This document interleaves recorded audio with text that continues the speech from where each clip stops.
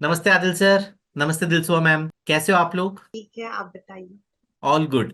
So audience, मैं Adil sir और दिलसुआ ma'am से आपको पहले भी मिलवा चुका हूँ। 29 अप्रैल को हम लोगों ने जो था कंप्लेंट वीडियो अपलोड किया था हमारे चैनल पर। और मुझे खुशी है बताते हुए, इनफैक्ट बहुत ज़्यादा खुशी है बताते हुए, कि 13 मई को अप्रूवल मिला है। कंपनी ने अग्री किया है कि वो आदिल सर और दिलसुआ मैम के 2 lakh rupees with interest refund करेगी। सही कह रहा हूँ मैम? यस। ऑडियंस, मैं आपसे रिक्वेस्ट भी करूंगा कि प्लीज वो जो कंप्लेंट वीडियो है 29 अप्रैल का, उसका लिंक मैं डिस्क्रिप्शन में शेयर करूंगा। Please watch that video. आपको समझ में आएगा कि आपको कि किस तरह से चीट किया गया था आदिल सर और दिलसुआ मैम को एसबीआई बैंक की ब्रांच में। सर बस एक चीज पूछना चाहूंगा, लाइक हम लोगों ने जब केस लिया उससे पहले आप कंपनी से बात कर रहे थे, तो was company helping you in any manner? कोई हेल्प नहीं आया वहां से। और कितने टाइम से लड़ रहे थे मैडम आप? तो फरवरी का 8 तारीख 9 तारीख से ओके। और आपने कहाँ कहाँ पे कंप्लेन दी थी? ब्रांच में दिया था। उसके बाद पुलिस स्टेशन में भी कंप्लेन किया। उसके बाद एसबीआई लाइफ का ऑफिस में भी कंप्लेन किया।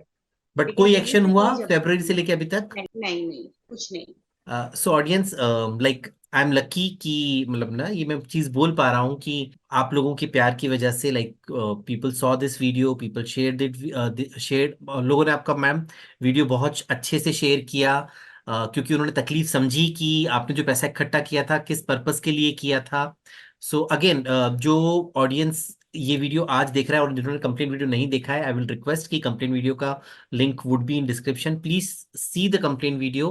किस तकलीफ से गुजर रहे थे दिलसुआ मैम और आदिल सर, बिकॉज ये 2 लाख रुपीज उनके लिए बहुत ज्यादा इंपॉर्टेंट थे। क्यों इंपॉर्टेंट थे ये जानने के लिए प्लीज कंप्लेंट वीडियो आप चेक कीजिए। और फाइनली जो है, जीत के साथ और एक अच्छे उसके साथ केस क्लोज हुआ है। सो आपको बहुत बहुत बधाइयाँ। Thank you sir. आप इस तरह से जिस तरह से इस केस को लेके गए, हायर अथॉरिटी तक हमारी बात पहुंचाई, उसी वजह से ये पॉसिबल हुआ।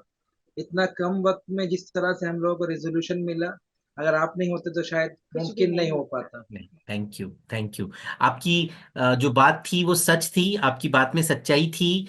हम लोग उसको अच्छे से प्रूव कर पाए। बस हम लोगों ने, हमको बस ये कहूंगा कि हम लोगों ने सही जगह पर और सही तरीके से बात रखी, शायद इसलिए सुना गया। और मैं थैंक करूंगा एसबीआई का जो सीनियर मैनेजमेंट है, उनका भी बहुत बहुत धन्यवाद।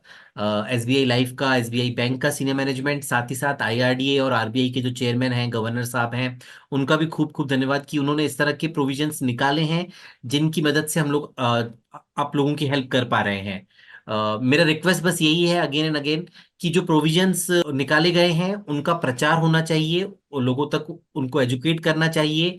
और ताकि आम लोग भी वो प्रोविजंस को यूज करके अपनी प्रॉब्लम खुद अपने स्तर पे सॉल्व करा सके। और इनफैक्ट मैं तो कहूंगा प्रोविजंस की बात ही क्यों आती है, जब आपने कंप्लेन किया था कंपनी को तभी समझ जाना चाहिए था कि हाँ कुछ गलत हुआ है, और कंपनी को उसी टाइम पे एक्शन लेके सॉल्व करना चाहिए था। सो ये थोड़ा सा इशू है जिसके लिए हम लोग हर वीडियो में हम लोग कहते हैं कि रेगुलेटर को ये देखना चाहिए कि जब उनकी इतनी ग्रीवेंस टीम बैठी हुई है कंपनी की, तो वो चीज समझ क्यों नहीं पा रहे हैं, और क्यों जरूरत है कि मैं आकर के समझाऊं या मैं प्रोविजंस बताऊं तब वो लोग एक्ट करें। जब कस्टमर खुद अप्रोच कर रहा है तो उन्हें समझना चाहिए कि कुछ ना कुछ चीटिंग हुआ है। पहली बात तो चीटिंग होनी नहीं चाहिए। दूसरी बात, अगर कस्टमर चीटिंग के होने के बाद में कंप्लेन कर रहा है तो कंप्लेन पर सुनवाई ठीक ढंग से होनी चाहिए। रटे रटाए जवाब की नहीं, 15 दिन में आप नहीं आए, ऐसा जो कॉपी पेस्ट फॉर्मेटेड है वो जवाब नहीं देने चाहिए।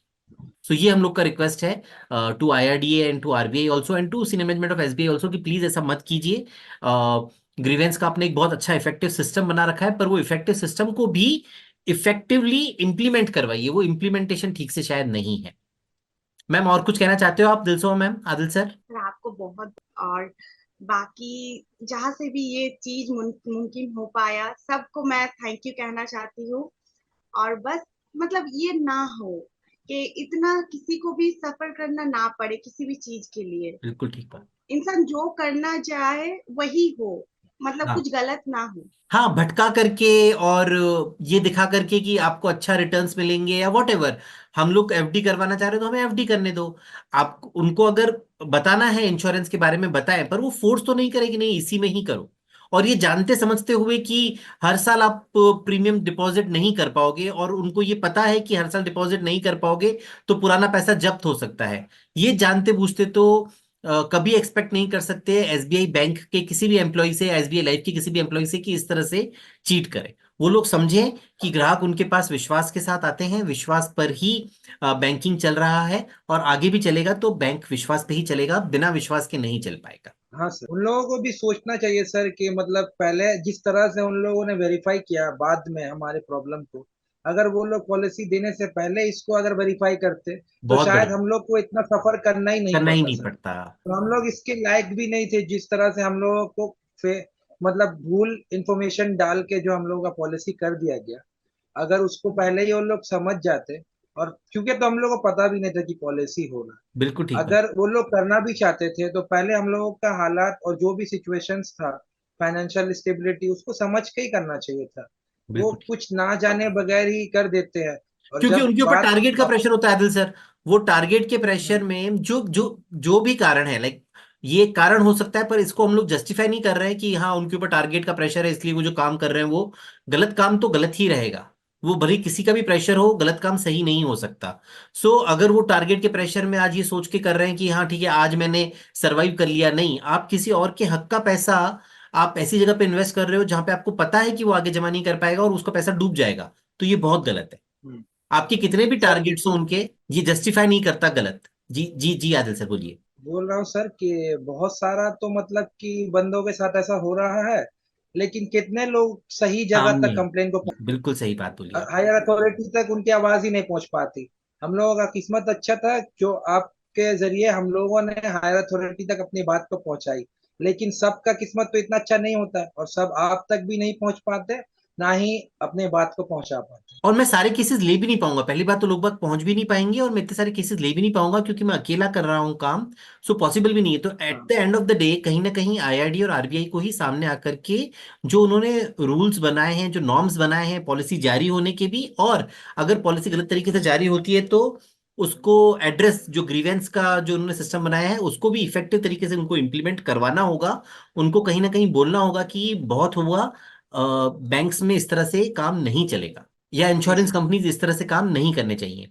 दिलसो मैम कुछ कहना चाहते हैं आप ऑडियंस को, लाइक अगर कोई परेशान है तो क्या वो अ, हम तक पहुंच सकता है और कैसे पहुंच सकता है? हम लोगों ने तो मतलब यूट्यूब में कि एसबीआई से हम लोगों का ऐसा फ्रॉड हो गया, तो इससे कैसे निकले, तो ऐसा करके सर्च किए तो आपका वीडियो आया। तो आपका वीडियो जब देखे तो पता चला कि ऐसा ऐसा हो चुका है हम लोगों से पहले भी। हम लोग सोच रहे थे हम लोगों के साथ ही हुआ साथी। है, लेकिन देखा कि बहुत किसी के साथ हो चुका है। तो उसी से आपका लिंक, आपका नंबर वगैरह मिला तो आपसे कांटेक्ट किए, तो आज इस जगह पर पहुंचे। बहुत बहुत बधाइयां मैम। मैं एक बार ऑडियंस को केवल आपका अप्रूवल मेल दिखा देता हूँ, क्योंकि बहुत बार ना लोग बाग बोलते हैं कि सर आप अप्रूवल, मतलब वो केस सक्सेस वीडियो तो बना लेते हो, अप्रूवल मेल तो दिखाते नहीं। सो एक सेकंड में उनके लिए अप्रूवल मेल भी उनको दिखा देता हूँ। सो ये अप्रूवल मेल है, 13 मई को, मैं थोड़ा सा बड़ा कर देता हूँ, 13 मई को शाम को 6:26 पर आया है। जो पर्सनल डिटेल्स है वो मैं नहीं दिखा सकता। सो पॉलिसी नंबर के लास्ट 4 डिजिट्स आप देख सकते हैं, और क्लियरली है कि पॉलिसी संबंधी आपका ईमेल दिनांक 29 अप्रैल को हमें प्राप्त हुआ, जो कि chairman state bank of India को संबोधित था, जिसमें जहां आपने उपरोक्त पॉलिसी के तहत शिकायत की है। वो आगे लिखते हैं, इस संबंध में हम आपको ये सूचित करना चाहते हैं कि तथ्यों की समीक्षा करने पर, यानी कि ये केस बिल्कुल इन्वेस्टिगेट किया गया है। आपके पास लोग बाग घर पे भी आए थे, आप आई थिंक बात करने के लिए, के लिए आए थे। कंपनी के ऑफिसर्स आए थे, वही उन्होंने बाद सारा में आपका। डॉक्यूमेंट, सारा सब कुछ देख के गए। ओके। सो आपको पॉलिसी रद्द करने और प्रीमियम राशि ब्याज सहित वापस करने का निर्णय लिया गया है। तो ये निर्णय जो लिया है उन्होंने तथ्यों की समीक्षा करने पे लिया है, केवल हम लोगों ने लिखा ऐसा नहीं है। उन्होंने फाइंड आउट किया कि जो कहा जा रहा है सच है नहीं है, और वाकई उन्होंने देखा कि यस उनके लोगों ने गलत काम किया है, और आपकी जो ऑक्यूपेशन या इनकम रिलेटेड जो उन्होंने इंफॉर्मेशन शेयर करी थी प्रपोजल फॉर्म में वो गलत है, उसके बाद उन्होंने अप्रूव किया है। So awesome. अच्छा, विद ब्याज देने का निर्णय किया, और सबसे अच्छा, वो भी बहुत अच्छा हुआ। Which is good. बहुत कम केसेस में होता है, बट हाँ, मैं ये कह सकता हूँ टचवुड कि हम लोगों ने जो केसेस हाईलाइट किए हैं उनमें हम लोगों ने ऑलमोस्ट परसेंट केसेस में हम लोग अब इंटरेस्ट दिलवा पा रहे हैं, पहले वाले केसेस में नहीं। बट अब मैं ये क्लेम कर सकता हूँ कि यस, काफी हद तक कई केसेस में हम लोग विद इंटरेस्ट जो है वो रिफंड करवा पा रहे हैं। थैंक यू, आप लोगों ने ट्रस्ट किया, आप लोगों ने फेथ रखा मुझ पर। Thank you. बहुत बहुत शुक्रिया सर आपका भी, जिस तरह थैंक से आप हम लोगों के साथ खड़े रहे। थैंक यू धन्यवाद। बादल सर। और गुड न्यूज जल्दी दीजिएगा। हाँ सर, इंशाल्लाह। ठीक है, भूल मत। दुआ कीजिएगा थोड़ा। हाँ जी, बिल्कुल बिल्कुल। ठीक है।